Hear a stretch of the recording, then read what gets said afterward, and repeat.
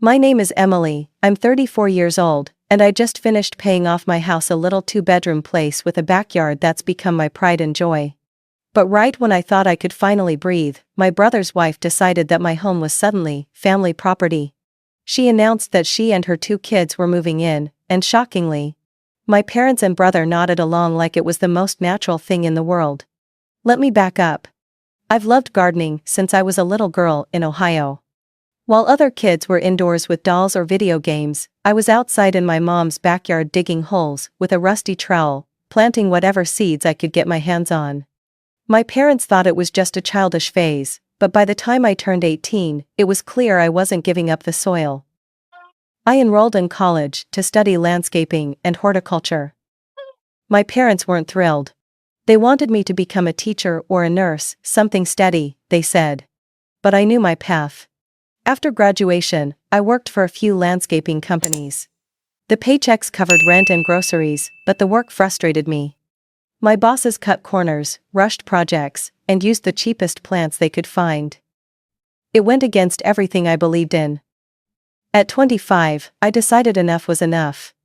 I emptied out every penny of my savings, just under $12,000, and started my own landscaping company. That first year nearly broke me. I woke up at 5 a.m. Worked until dark, 7 days a week. My hands were blistered and calloused, and there were nights I cried myself to sleep, wondering if I'd ruined my life. I barely made enough to cover gas and tools. But word of mouth slowly spread. Clients noticed that I cared about every detail: the quality of the soil, the placement of each flower, the timing of blooms. By age 28, I had steady business and could finally afford to hire a part-time assistant. For the first time in my adult life, I felt stable. That's when I started dreaming bigger. I'd been renting the same 500 square foot apartment since college, and I wanted more, a place of my own, with a garden I could pour my soul into. I spent months looking. Everything decent seemed out of reach. But one day, I stumbled across a small house on the edge of town, 2 bedrooms, 1 bath, built in the 1982nd. The kitchen was outdated, the paint was peeling, and the backyard looked like a desert: dead shrubs, weeds taller than my knees, a lawn worn down to bare dirt. Most people would have run the other way. But I saw potential. I imagined a vegetable patch near the fence, a flower garden that would bloom in waves of color, and maybe even a little pond where the sunlight could dance across the water. The mortgage was tight, $1,150 a month. But I figured if I kept growing the business and living frugally, I could make it work. When my offer was accepted, I jumped around my tiny apartment like a kid. Moving day was one of the happiest moments of my life. It wasn't much to anyone else, but to me it was freedom. After work, I'd come home, change into my worn-out jeans, and spend hours outside ripping out weeds, hauling bags of mulch, and planting until I couldn't see straight. Over time, that barren yard became my masterpiece. By 34, I had done what many people only dream about. I paid off every last cent of that mortgage. No bank, no landlord, no strings. It was all mine. But instead of celebrating, my family decided my sacrifice meant nothing. My sister-in-law, Megan, slammed her fork down at dinner and declared, "Your house is family property." My parents agreed. My brother nodded along. That was the night I realized something. Sometimes, the hardest battles aren't against weeds in the garden or bills piling up on the counter. Sometimes, they're against the very people who should be cheering you on. And I wasn't about to let them take what I had built with my own 2 hands. The day I got the call that my offer had been accepted, I felt like I'd just won the lottery. I had held my breath for 3 long days, checking my phone every hour, whispering silent prayers each night. When the realtor finally said, "It's yours," I literally jumped up and down in my little apartment like I was 10 years old again. Moving day was unforgettable. The house wasn't anything fancy, just a 2-bedroom, 1-bath home with a kitchen that hadn't been updated since Ronald Reagan was president. The cabinets were dated, the linoleum was curling at the edges, and the beige carpet looked like it had survived 3 decades of spills. But none of that mattered. The deed had my name on it. Well, mine and the bank's. T.S. Still, I was a homeowner. The backyard was the real prize. To anyone else, it was a nightmare: waist-high weeds, shrubs long since dead, and a lawn that had been reduced to a patchy dirt lot. But when I looked at it, I didn't see ruin. I saw possibility. I saw roses climbing up a trellis, tomatoes ripening in the sun, maybe even a little pond tucked in the corner where the sound of trickling water could drown out the world. I threw myself into it with everything I had. I'd work 10-hour days on landscaping jobs, then come home, pull on my ragged jeans, and head outside with a shovel and gloves. I pulled weeds until my hands cramped, laid stone pathways until my back screamed, and planted until the moonlight was the only thing guiding me. Slowly, inch by inch, that wasteland became a sanctuary. Within 2 years, it was unrecognizable. I had a vegetable patch overflowing with cucumbers, squash, and tomatoes. I planted flowers so something would always be blooming: daffodils in the spring, coneflowers in the summer, chrysanthemums in the fall. A small herb garden sat right outside the kitchen window, filling the air with the scent of basil and thyme. And in the far corner, I dug out a pond, stocked it with a handful of goldfish, and surrounded it with stones. It became my evening ritual to sit out there, listening to the water and the crickets. One afternoon, flipping through a gardening magazine, I spotted a contest for small landscape design. On a whim, I snapped a few photos of my yard and sent them in. Honestly, I forgot about it. I figured the competition would be filled with professionals who had budgets bigger than my annual income.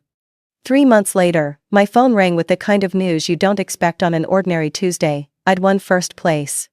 My little backyard was going to be featured in a national magazine. Seeing my garden in print, my name in bold letters, was surreal. For once, I felt like the world could see the years of sweat and sacrifice that had gone into every inch of that soil. But even with that recognition, I stayed focused on the real prize: freedom. Every extra dollar went straight to the principal of that mortgage. I drove the same beat-up Chevy truck I'd had since college, patched the elbows of my work shirts, and lived off ramen noodles when I had to. My friends teased me, wondering why I worked so hard when business was booming, but I had a plan: no vacations, no luxuries, just discipline. By the time I turned 34, I made the final payment. Standing in the bank with that receipt in my hand was one of the proudest moments of my life. My house was mine completely, unshakably mine. No lender, no monthly bill hanging over my head. I walked through every room that night, touching the walls, whispering, "We did it." I wanted to celebrate. My brother Daniel, who was 37, lived with his wife Megan and their 2 boys, Ethan, who was 11, and Noah, who was 7. Their apartment was cramped, rent kept going up, and they were always strapped for cash. For the past 3 years, I had quietly covered their rent when things got tough. On weekends, I'd let the boys run around my backyard, even if they left muddy footprints on the patio or knocked over a flower pot. They called it Aunt Emily's Magic Garden. I thought sharing my milestone with my family would bring us closer. I had no idea it would be the spark that lit everything on fire. Megan had a habit of making little comments whenever she came by to drop off the boys. She'd glance around my living room with that half smile and say things like, "Must be nice to have all this space. The boys could really use a yard like this." I'd force a smile and change the subject, but her words lingered. It was clear she didn't just admire my home, she wanted it. The week after I made my final mortgage payment, I decided to celebrate the milestone with my family. I splurged on a rich chocolate cake from the best bakery in town and picked up a good bottle of Cabernet. Saturday was perfect. My parents usually hosted Daniel and his family for dinner, so I'd be able to share my news with everyone at once. When I walked into my parents' house, Ethan and Noah were glued to the television, controllers in hand, the beeps of their video game echoing through the living room. I set the cake and wine on the table, my chest full of excitement. "What's the occasion?" my mom asked, arching an eyebrow. "I've got a surprise for everyone," I said proudly. "Well, let's eat first," she replied, waving her hand like my news could wait. We sat down to dinner. Megan wasted no time complaining about how their landlord had raised the rent again, how cramped the apartment was, how unfair life felt. My parents nodded along sympathetically, clucking their tongues as if they carried her burdens themselves. I sat there quietly, waiting for the right moment. Finally, I put down my fork and cleared my throat. I wanted to share something. I made my last mortgage payment. The house is completely mine now. The room went dead silent. The only sound was the video game in the other room. My mom was the first to break the silence. "Oh, well, that's nice, honey." Her tone was flat, almost rehearsed, like she didn't quite know how to react. Daniel just grunted, eyes still on his plate. Megan's expression shifted so fast it was almost comical shock, then irritation, then a forced smile, before slipping back into thinly veiled anger. "Well, congratulations," she said, but her voice was sharp, then she leaned back in her chair. "But honestly, it doesn't seem fair. You don't have a husband and children like we do. You're lucky you were able to buy your own house while we're stuck in a cramped apartment with kids."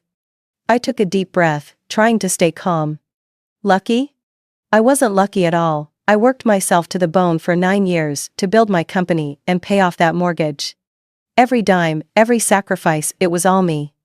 Megan suddenly slammed her fork on the table, the clang echoing through the dining room, her eyes filled with fake tears. "Your family, Emily. That means your house is family property. Daniel and I have just as much claim to it as you do." I stared at her in disbelief. "It's my property. I bought it. I paid for it. It has nothing to do with you." But Megan pressed on, her voice rising as she turned dramatically toward my brother. "Your sister is being selfish. We need to think about Ethan and Noah. They deserve a yard, a real home, not that shoebox we're in." Daniel finally looked up and nodded. "She has a point, Emily." I blinked, stunned. "You can't be serious." I turned to my parents, expecting them to stop the madness. But my dad leaned forward and said, "Megan's right, honey. They need the house more than you do." My mom nodded, adding softly, "You have to think about the children." I laughed, the sound bitter and sharp. "Where exactly do you think I should live?" "Well, we'll move into your house," Megan said matter-of-factly, "and you can rent an apartment." "It only makes sense." Daniel chimed in, his tone calm, almost patronizing. "You earn good money, Emily. You have a high income, you'll be able to buy another house quickly." And in that moment, I realized they had already decided. The longer I sat at that dinner table, the clearer it became that my family had already written me out of my own story. Daniel, Megan, and my parents leaned in toward each other, speaking like I wasn't even there. They weren't just daydreaming, they were planning. "I think the back bedroom would be perfect for Ethan," my mom said, her tone bright. "And Noah could have the smaller one," Megan chimed in, already rearranging my house in her head. "Finally, I'd get a proper kitchen. Imagine cooking in all that space." Daniel nodded, looking pleased with himself. "And the living room is way bigger than ours, the boys would have room to stretch out." I sat frozen, listening to them divide up my house as if I had died and this was my will reading. My garden, my pride and joy, became just another bullet point in their fantasy. "Those kids will love the garden Emily built," my mom added, smiling like it was already hers to give. Something inside me snapped. I slammed my hand on the table, so hard that the dishes rattled. "I am not giving my house to anyone," I said, my voice shaking with fury. Chairs scraped against the floor as everyone turned to stare at me, wide-eyed, like I was the one acting insane. "It's my property. My blood, my sweat, my sacrifice. None of you had a thing to do with it." Silence hung in the air. Then my dad's voice cut through, stern and cold. "Emily, sit down. We're just trying to do what's best for the family." "What's best for the family?" I repeated, my voice rising. "What about what's best for me? What about the 9 years I spent working 60-hour weeks, driving a beat-up truck, skipping vacations just so I could have something of my own?" Megan dabbed at her dry eyes, her fake tears gone as quickly as they had appeared. "Think about Ethan and Noah," she wailed. "They're your nephews. Don't you want them to have a yard?" I glared at her. "I thought about them for 3 years while I paid your rent. Don't tell me I haven't done enough." I grabbed my purse and the bottle of wine I had brought, my chair screeching against the floor as I stood. My heart was pounding, my hands shaking with rage. "I can't believe you people," I spat. Behind me, I heard my mom's voice as I stormed toward the door. "She'll come around," she said calmly, as if I were just a stubborn child. "She just needs time," Megan added, her tears vanishing, her voice filled with smug certainty. The words made me feel sick. I slammed the door so hard the windows rattled and didn't stop moving until I was in my car. The drive home was a blur. My grip on the steering wheel was tight, my chest heavy with disbelief. These were the people I had supported, the ones I had thought would be proud of me. Instead, they tried to strip me of everything I had worked for. By the time I pulled into my driveway, my phone was buzzing nonstop. Calls from Mom, Dad, Daniel, Megan.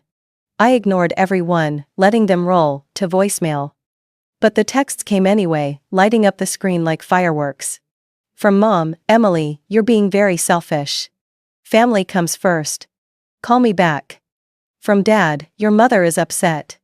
You need to apologize and do the right thing. From Daniel, stop acting like a child. We need to talk about this reasonably. And from Megan, of course, I can't believe you'd put your own wants above your nephew's needs. Shame on you. I sat on my couch, staring at the screen. Each message made me angrier, my stomach twisting tighter. They really believed this was reasonable. They thought I should apologize for not handing over my life's work. I deleted every message without answering. For a moment, I let myself believe that in a few days, they'd cool down, realize how outrageous they had been, and maybe even apologize. But deep down, I already knew the truth, they weren't going to stop. For the next 2 weeks, my phone never stopped buzzing. Calls, voicemails, text messages, each one angrier and more manipulative than the last. Every time I glanced at the screen, I felt my stomach twist. But strangely, there was one silver lining. For the first time in years, Megan didn't show up at my door with Ethan and Noah in tow. No muddy sneakers on my hardwood floors, no broken flower pots in my backyard. My house was finally quiet, mine alone. I could breathe. But peace never lasts long in my family. On a Tuesday afternoon, I was sitting in my office, knee-deep in estimates for a new commercial landscaping project, when my secretary knocked. Emily, your mother is here to see you. My heart sank. I should have known she wouldn't let this go. Send her in, I said, though my chest already felt tight. Mom walked in wearing the sugary smile I knew all too well, the one she used whenever she wanted something big. She settled into the chair across from me, folding her hands neatly in her lap like she was about to scold a child. I came to talk about the house, she began sweetly. I think you're being a little hasty with your decision. Hasty? I repeated. Mom, it's my house. I bought it. I paid for it. I live in it. There's no decision to be made. She sighed and gestured around my office, her eyes sweeping over the framed awards, the clean desk, the big windows overlooking the city. But Emily, think about Daniel and Megan. They really need this. You've been so successful. Look at all this, you could easily afford another house. Her words made my blood boil. Do you have any idea how hard I worked for that place? I went 9 years without a vacation. I drove the same beat-up Chevy truck with 180,000 miles on it. I wore the same jeans with holes patched at the knees. I lived on 50-cent packs of ramen so I could put every extra dollar toward that mortgage. I know, sweetheart, she said, her voice laced with that condescending patience. But you're in a much better position than Daniel and Megan. They have children to think about. And what about me? I shot back. What about what I want? What about the fact that I love that house, that garden? That it's the only thing I've ever had that was truly mine? Her smile vanished, replaced by that steely expression I remembered from childhood. Emily, you're being selfish, family helps family. You should be generous, given how much you've achieved. That word selfish hit me like a slap. They kept using it like a weapon, as if wanting to protect the one thing I'd poured my entire adult life into made me some kind of monster. I stood and walked to the door. Mom, I need you to leave, and you should be ashamed for playing favorites like this. She stood slowly, her purse tight in her grip, her face flushed with anger. You're making a big mistake, young lady. This family won't forget how you've acted. Good, I said coldly. Maybe then you'll leave me alone. Her heels clicked furiously down the hallway as she stormed out, leaving behind the faint smell of her perfume and the heavy weight of betrayal. I thought maybe that would be the end of it. I was wrong. A week later, the calls started again, only this time from relatives I barely spoke to. My Aunt Susan, who lived 2 states over. My cousin Kevin, whom I hadn't seen in at least 5 years. Even my great-uncle Henry, a man I only ever met at weddings and funerals. Emily, honey, Aunt Susan said over the phone, her voice dripping with concern. "Your mother called me. She's very worried about you. She says you're not being nice to your brother and his family." "Did she tell you they want me to give them my house?" I asked flatly. Silence. Then a nervous laugh. "Well, she did mention they need more space for the children." "Would you give your house to someone else, Aunt Susan?" Another pause. "Well, that's different. That's not the same situation at all." "How is it different?" I pressed. But she couldn't answer. None of them could. None of them could answer me. When I asked my cousin Kevin the same question, whether he'd give up his house, he hung up on me. My great-uncle Henry just mumbled something about needing to go and ended the call. That's when it hit me. My mother had been dialing up every relative in the family tree, spinning her version of events, painting me as cruel and selfish. She was trying to turn the entire family against me. The manipulation was staggering. 2 more weeks crawled by. For the first time in months, the phone finally went quiet. No calls, no texts, no guilt trips waiting in my voicemail. I dared to believe maybe they'd finally backed off. I started feeling normal again, pouring myself into work, tending my garden, and enjoying the quiet hum of my home without chaos hanging over me. Then came Saturday morning. I woke to the sound of truck engines outside my bedroom window. At first, I thought one of my neighbors was moving. But the voices grew louder too close. I pulled on a robe, shoved my feet into slippers, and stepped outside. My blood ran cold. A moving truck sat parked in my driveway, hazard lights flashing. 2 men in work clothes were hauling boxes onto my lawn like they owned the place. And there, standing with her hands on her hips, barking directions, was Megan. "The couch goes in the living room, obviously," she ordered, pointing at my front door.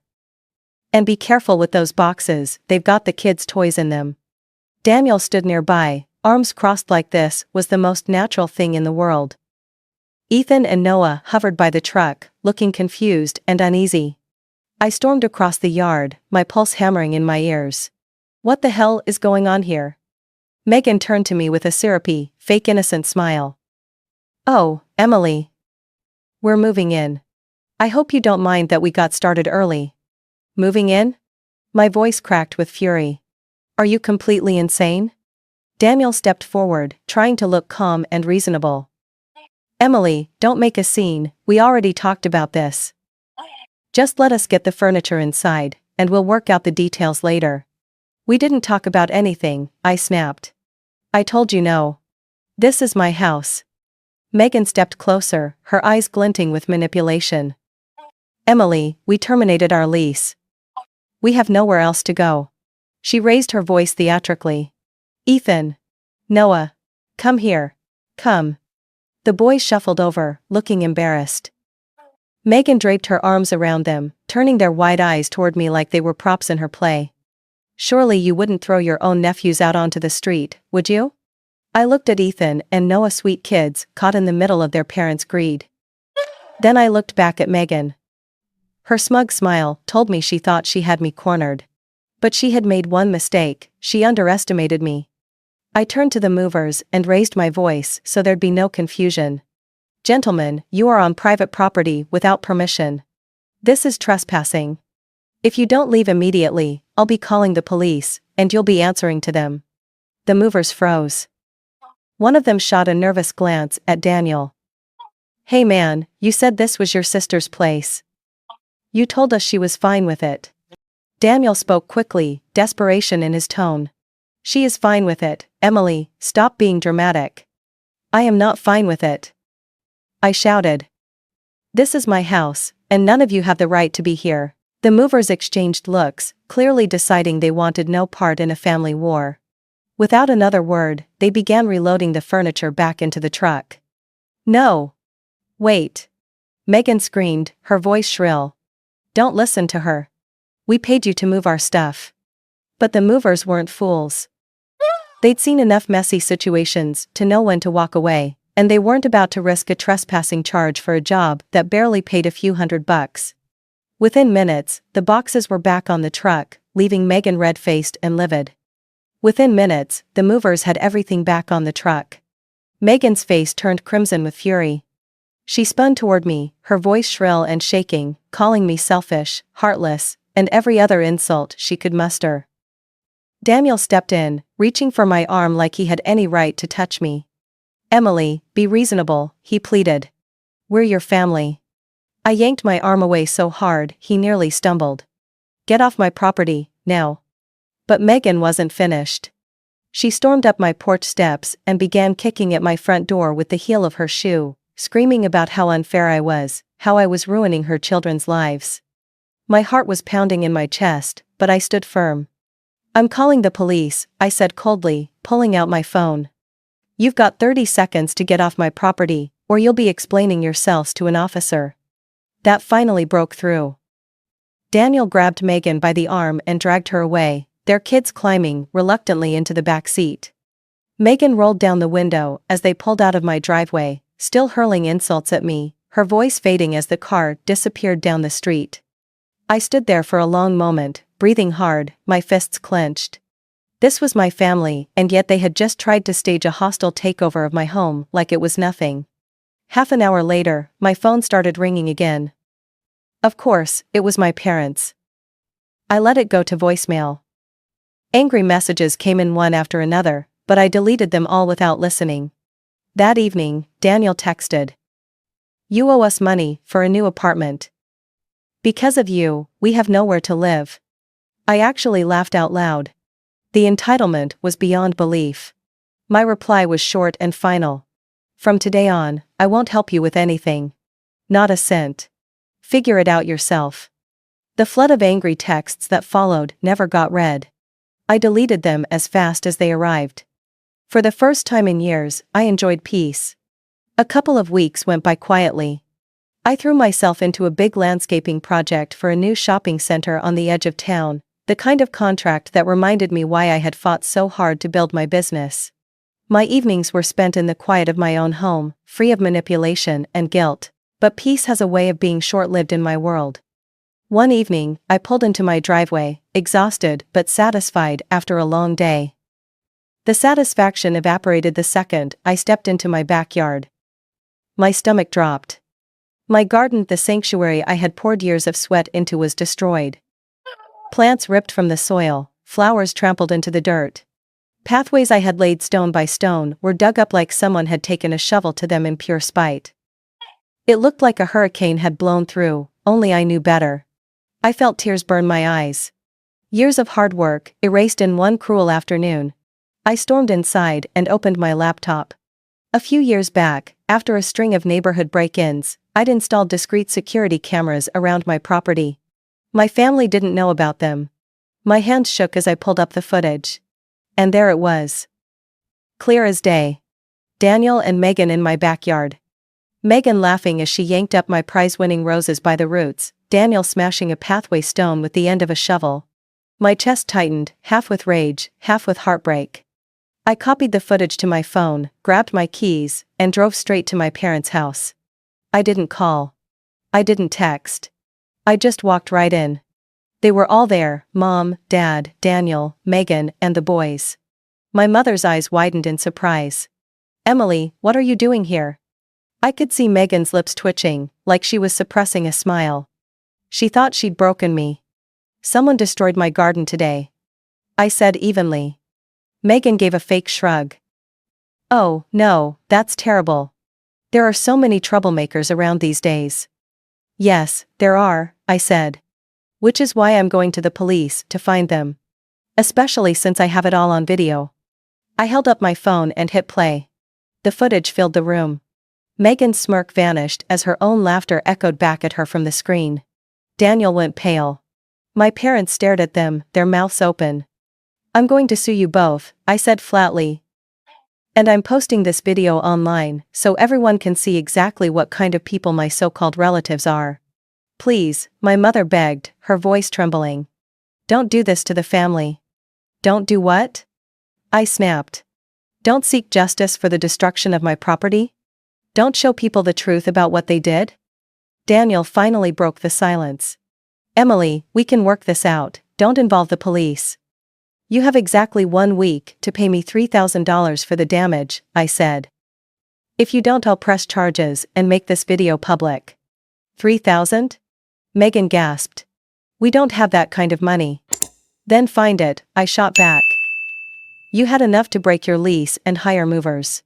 Figure it out. I turned and walked out, leaving them in stunned silence. Exactly 7 days later, the money appeared in my bank account. A transfer from Daniel, along with it came a text, "We never want to see you again." I laughed. Like I want to see you either. It's been a couple of months since then. I used that money to restore my garden, and today it's more beautiful than ever. My business is thriving, and my home is peaceful again. Through the grapevine, I heard Daniel and Megan moved in with my parents. 6 people crammed into a 3-bedroom house. My parents are exhausted from the constant noise and bills, and Megan's endless demands are driving everyone mad. But me? I sit in my garden in the evenings, watching the sun dip below the horizon, listening to the birds, surrounded by peace. Sometimes, I wonder how different things could have been if my family had just been happy for me, if they had celebrated my success instead of trying to steal it.